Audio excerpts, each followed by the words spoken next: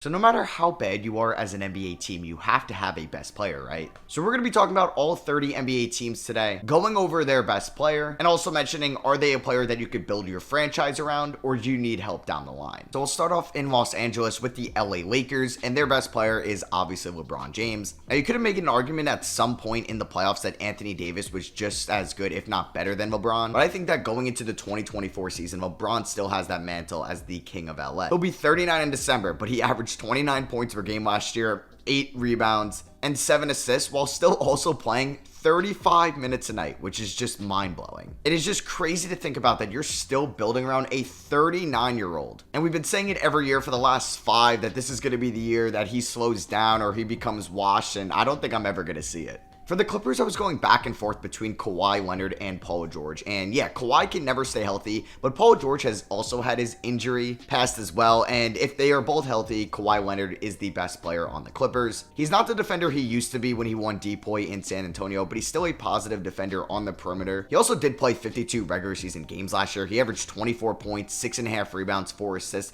He also shot a amazing 41% from 3. And when Kawhi is healthy, he's one of the 10 best players in all of basketball. You can even make an argument that he's a top 5 player in basketball when he's healthy, but he's never played over 75 games in his career, and he hasn't hit over 60 games since 2017. So while Kawhi Leonard is your best player, it is tough to build around him because you never know when he's going to stay healthy for you.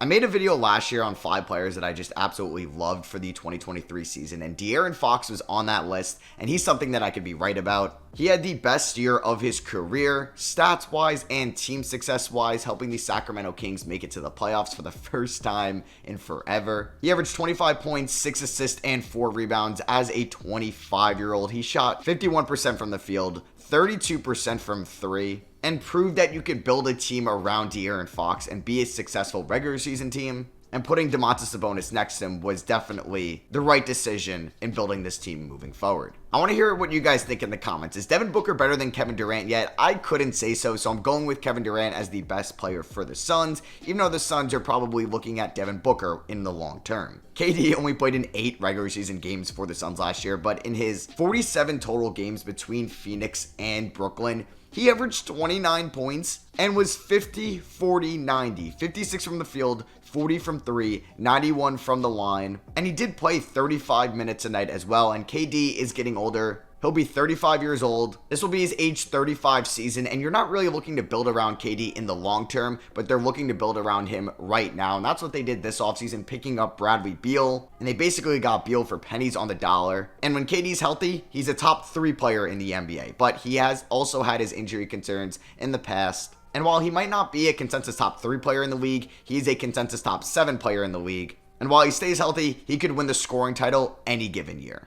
And it's just going to be wild to watch KD, Booker, and Bradley Beal all in Phoenix next season. And hey, maybe Devin Booker is better than KD next year, and when I make this video next year, we talk about Booker instead. A no-brainer here in Golden State, their best player is Steph Curry, who doesn't look like he's slowing down either. Curry has dealt with his fair share of injuries over the last 5 or so years, but man oh man, was he basically prime Steph last year. He averaged 29 points, 6 assists, 6 rebounds. He shot 42% from 3 on 11 attempts a night, which is just textbook Steph Curry. He helped the Warriors beat the Sacramento Kings in 7 games in the playoffs, was undoubtedly their best player throughout the regular season and in the playoffs. And his game is aging really well. He is 35 and he'll be 36 years old when next year's season ends, but he is aging like fine wine, and you can continue building around him in the West. Coming in at the youngest player so far in this video, we have Anthony Edwards for the Minnesota Timberwolves, who's only 21 years old. Now, he will be 22 when the season starts, but if you watched what he did against the Nuggets, who won it all in round 1 of the playoffs last year, you know that he's going to be a top 10 player in the league very soon. In his final 5 games of the 2023 season in round 1 against the Nuggets, he averaged 31 points, 5 assists, and 5 rebounds, 1.8 steals a night. He shot 48% from the field on 23 attempts and 35% from 3 on 8.5 attempts a night. I just still can't get over his game 2 performance. Even though they did lose, he dropped 41 points on 60% shooting. And yeah, like I said, he's going to be 22 very soon. He's still incredibly young. He's getting better and better each year. And last year was the first year that he proved to the Timberwolves, you're building around me, not Karl Anthony Towns.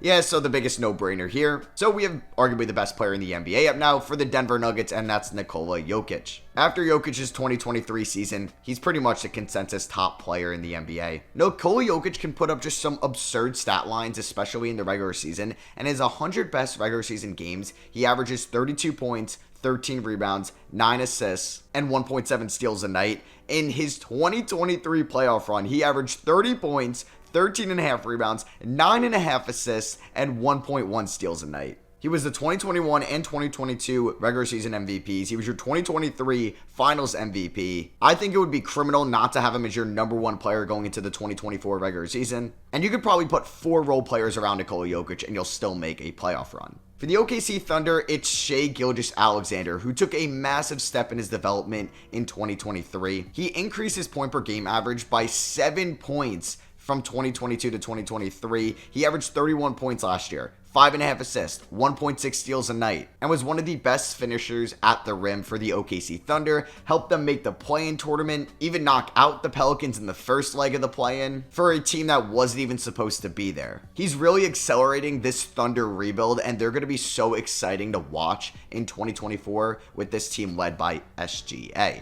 So for now, the Portland Trailblazers' best player is Damian Lillard, and I'm glad that the Trailblazers are realizing he's not the player they should build around long term, and that should be Scoot Henderson, Shaedon Sharpe, and the rest of their young core. But yeah, for now, Dame is no doubt the best player in Portland. He played in 58 games last year. He was shut down at the end of the regular season so the Trailblazers could continue to tank. I mean, it worked out for them, but Dame averaged 32 points per game, 7 assists, shot 37 from 3 on 11 attempts a night. And oh yeah, how could we forget about his 71-point performance back in February against the Houston Rockets, where he took 38 shots and hit them at a 57% rate, hit 13 threes and hit those at a 59% rate. He went 14 for 14 at the line and was one of the greatest scoring performances we have ever seen. I don't even think Jazz fans knew how good Lauri Markkanen was going to be for them last year. He won Most Improved Player, and it was 100% the right decision. He averaged 25 points in 2023 when he only averaged 15 in 2022 for an okay year with the Cleveland Cavaliers. But what really helped out his development was his efficiency increase. He shot 44% in 2022 from the field, then shoots just under 50% a night in 2023. He also shot 39% from 3 on 7.7 attempts a night. He just seems so much more comfortable leading the show out there in Utah than what we saw from him in Cleveland or Chicago, and he really proved why he was a top 10 pick back in 2017, and the Jazz have somebody that they could build around for the future, as he only just turned 26 years old. Even with all the off-the-court issues, Ja Morant is still the best player for the Memphis Grizzlies, and he's a player that you could build around. He'll be 24 years old when the season starts, and over the last 2 seasons, he's been a top 5 point guard in the NBA. And that's impressive because the point guard position is the most stacked at the NBA level at the moment. Averaging 27 points per game over the last 2 seasons, and 7.5 assists a night, shooting 48% from the field, and leading the Grizzlies to be a 2 seed last year shows that you could build around Ja Morant. Now, the season did end disappointingly, losing to the Lakers in round 1, but Ja has been just so good already, and he's a player that the Grizzlies are going to be building around long term. We have another stud here in Dallas, and that's Luka Doncic. It's crazy that Luka Doncic was already a top 10 player in the NBA going into his 2nd season. He had one of the most impressive rookie seasons I think I've ever seen, especially since he was 19 years old. And Luka has actually never played over 70 games since his rookie year, but when he's on the floor, he's probably the most impactful player in the NBA, or at least anybody not named Nikola Jokic. He averaged 32 points per game last season, 8.5 rebounds, 8 assists, shot 49% from the field. And while the season did end in disappointment for the Dallas Mavericks, they'll be fine next year with Luka Doncic running the show. This might be crazy to say, but the best player on the San Antonio Spurs right now is Victor Wembanyama. Yeah, I know, this might be a little bit premature, but I don't think it's crazy to say Wemby is better than Devin Vassell or Keldon Johnson or Jeremy Shohan. He has that aura of a rookie right away that is going to be the best player on his team, kind of like what we saw from Luka back in 2018 or Zion back in 2019. We saw how good he was in his 2nd career Summer League game, and the Spurs were like, yeah, we saw enough. We could shut you down. He's going to be the best player on this Spurs team on day 1, and he's 100% the franchise building block right now. I was going back and forth here for the New Orleans Pelicans. I just mentioned Zion Williamson, but I'm going to go with Brandon Ingram, who doesn't have the best track record of staying healthy and playing a lot of games throughout the regular season, but just Zion hasn't shown enough where you're going to be building around him long term. Ingram only played in 45 games last season, which was kind of a shame, but he had arguably the best career year when he was on the floor because he really elevated his playmaking ability as a passer. His March 23rd to April 5th stretch for the Pelicans was just kind of mind-blowing to watch, where he averaged 29 points, 9 assists, 7 rebounds, shot 50% from the field in those 8 games, and had 2 triple-doubles in that span as well, which were just crazy performances if you look back on it. He'll be 26 years old when the season starts, so he's going right into his prime. And like I said, he hasn't been the most available player, but he's been way more available than Zion has for the Pels, so that's why I'm going with Ingram as their best player and their building block right now. The Rockets was a tough one because Jabari Smith has been killing it in the summer league. Jalen Green was the 2nd overall pick back in 2021, but I'm going to be going with their newly signed $43 million a year man, Fred VanVleet. So Fred VanVleet is not the player that they are building around long term. It's the aforementioned either Jabari Smith Jr. or Jalen Green, but right now he's the best player on the Rockets. Now I don't think Fred VanVleet will be the answer to this question at the end of the 2024 season, but going into it, I do believe it's the right one. Definitely needs to work on his overall field goal efficiency, shooting below 40% in 2 of the last 3 years. But his court vision, defense, and ability to knock down big shots is the reason I'm going to have him as the Rockets' #1 player right now. But like I said, he's not the player you're building around long term. But a player you are building around long term is Jason Tatum of the Boston Celtics. Tatum is right up there in the tier of under 30-year-old players with Jokic and Luka and Shea and Ant that you're just building around long term. Tatum entered the league back in 2018 and has made it to the conference finals in 4 out of those 6 years. He's been improving and improving each year. He played over 70 games in the last 2 years. He averaged 30 points per game last year, just under 9 rebounds a night, 4.5 assists, which is a career high, and was one of the league's best players overall at age 24. He's a two-way wing that could fill up the stat sheet and win you games. The Celtics have a keeper here. Joel Embiid is the best player for the Philadelphia 76ers right now and should be the player they are building around for the next 5 years. Even if they trade James Harden, they should keep Embiid. Even if next year is a throwaway year and you know you're not winning at all because you're probably going to get pennies on the dollar for James Harden. Embiid was the 2023 MVP, and rightfully so. He averaged 33 points, 10 rebounds, and 4 assists a night. I would just like to see Joel Embiid lead the 76ers to a conference finals appearance. Just once. Hey, I'll be honest when I'm wrong. When the Knicks signed Jalen Brunson in the 2022 offseason, I didn't like the signing whatsoever. And Jalen Brunson made me look like an absolute idiot, and I couldn't be happier. Jalen Brunson was perfect for the Knicks last season. He averaged 24 points, 6 assists a night, shot 41% from 3, and led the Knicks as their best player to a round 2 appearance, something they haven't done in a decade, and he's shown that he could be the #1 player on this Knicks team. He just needs a little bit better of a supporting cast, because I don't know if Randall and RJ can be that 2 and 3 to Brunson's 1. So for the Raptors' best player, it's Pascal Siakam. I don't know if he will even be on the team next year, because he is going to be an expiring contract. And if he doesn't get the max from the Raptors, he would be, no question, the #1 player in the 2024 free agency class, and he would get an absolute bag. He's been the best player on the Raptors since Kawhi Leonard left back in 2019. He's not the player you were building around, though, in Toronto. That is Scotty Barnes at the moment. But I never know what Masai Ujiri is doing, so maybe they are going to be building around Siakam, and we could see an extension before the season starts. It really sucked what happened to the Nets, as they had a big 3 of Kyrie, Harden, and KD just a few seasons ago. They traded KD this year, but they got a building block back in Mikal Bridges from Phoenix. In the 27 games Bridges played for the Nets, he averaged 26 points, 4.5 rebounds a night. He shot 47% from the field and 5 more attempts a night in Brooklyn than he had in Phoenix. He's a two-way stud. He'll be 27 years old when the season starts. You can continue to build around Mikal Bridges. He'd be the absolute perfect 2 on any team, but I think he can work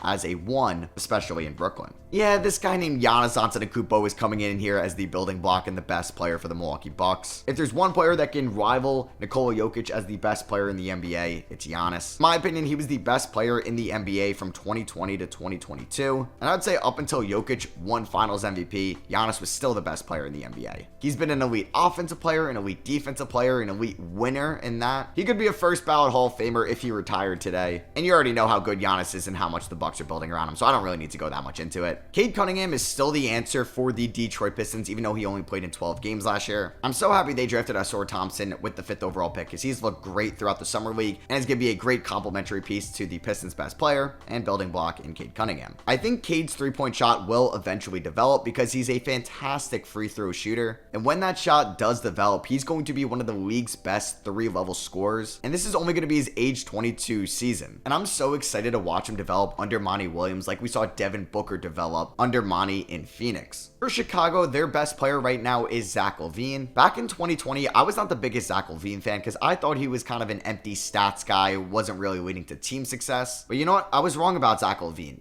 Even though he's still not a great defender, his efficiency has been off the charts the last 3 years. Since 2021, he's averaging 25 points per game on 48% overall shooting and 39% three-point shooting. Now, I don't know if Zach LaVine is the player that you could build around because of his defense deficiencies, but he played 77 games last season, he's 28 years old, and Chicago could probably get a haul for him if they decide to trade him. We have the $250 million man coming in here for the Indiana Pacers and Tyrese Halliburton, who was their franchise player and their best player at the moment. He averaged 20 points per game last season, 10 assists a night, one of the league's best passers, and oh yeah, one of the league's best shooters as well. He shot 40% from 3. He's kind of a perfect player. Now, he's not perfect in every department, but he's good in every department. He could pass, he could shoot, he could steal, he could score inside, he could overall defend, he can run in transition, he can cut, he could slash, he could play off ball. I'm one of the biggest Tyrese Halliburton fans. I was when he was at Iowa State. I thought he should have been a top 5 pick, and it kills me every day that my Knicks took Obi Toppin over him back in the 2020 draft. Donovan Mitchell is the best player for the Cleveland Cavaliers at the moment. And it's crazy because if I said this was Evan Mobley or Darius Garland, you'd be like, all right, the Cavs are in good position. And yeah, like they're not even the Cavs' best player or the player they should build around. That should be Donovan Mitchell. Now, yeah, you might have to worry about Donovan Mitchell leaving Cleveland one day, but he's under contract next year and the year after. You can give him the Supermax when he's a free agent. And how can you not build around somebody that averaged 28 points per game for you last year on 48% shooting? And oh yeah, had a game where he had 71 points, 11 assists, and 8 rebounds. Trae Young might have had his worst season in his last 4 years last year, but he still averaged 26 points, 10 assists, and 3 rebounds a night. Now, we all know Trae Young is not a good defender, but he's one of the league's best offensive players and overall passers. It still blows my mind that Trae Young averaged 29.5 points and 9 assists and shot 36% from 3 as a 21-year-old sophomore in the NBA. Trae Young is 100% a player you can build around, but you do have to get a little bit more creative with players to put around him on the defensive end. But as the overall number 1, you'll be just fine with Trae. We have another new $250 million man here coming in for the Charlotte Hornets, and that's LaMelo Ball. LaMelo only played in 36 games last year, which was very unfortunate, but he was really good for the Hornets in those games where he averaged 23 points, 8.5 assists, 6.5 rebounds, and shot 37% from 3 on 10.5 attempts a night. I'm super excited to watch guys like Brandon Miller, Nick Smith Jr., and Mark Williams around him next year, and he's 100% the long-term building block for the Charlotte Hornets at the moment. Yeah, it is kind of funny that I'm saying Jordan Poole is the best player for the Washington Wizards, and I mean, I'm not wrong. I don't think he's somebody that you could build around long-term as your number 1, but hey, there's a possibility next year that Jordan Poole averages 23 to 25 points a night on good efficiency. Now, is it going to translate to the Washington Wizards having a winning record? Probably not. Like I said, I don't think he's somebody that you could build around as your number 1,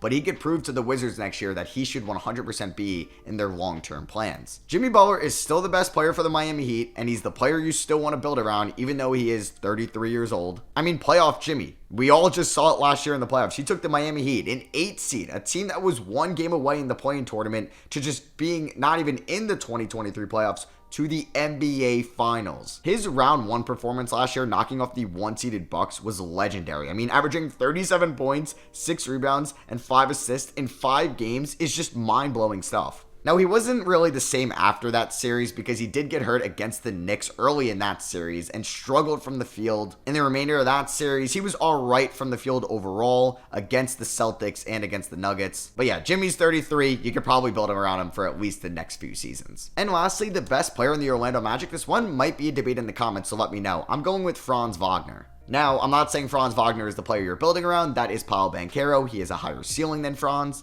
But I think if we're looking at straight talent right now, Franz is better. Now, Franz does have one more year of experience, so we could see Paolo take another huge jump next year. But I think Franz is kind of underrated. He averaged 18 points a night. He shot 36% from three, 48% from the field, and at times was a number 2 option. I think the efficiency for Franz right now is giving him the edge over Paolo, especially from 3. But yeah, like I said, you're still building around Paolo to be your number 1 option and Franz being your number 2 long term. So if you guys did enjoy that video, let me know which ones you agree with or disagree with in the comments. And if you enjoy these style of videos, I would appreciate it if you drop the thumbs up. So yeah, thank you all for watching. I love you guys, and I'll catch you on the next one. Peace.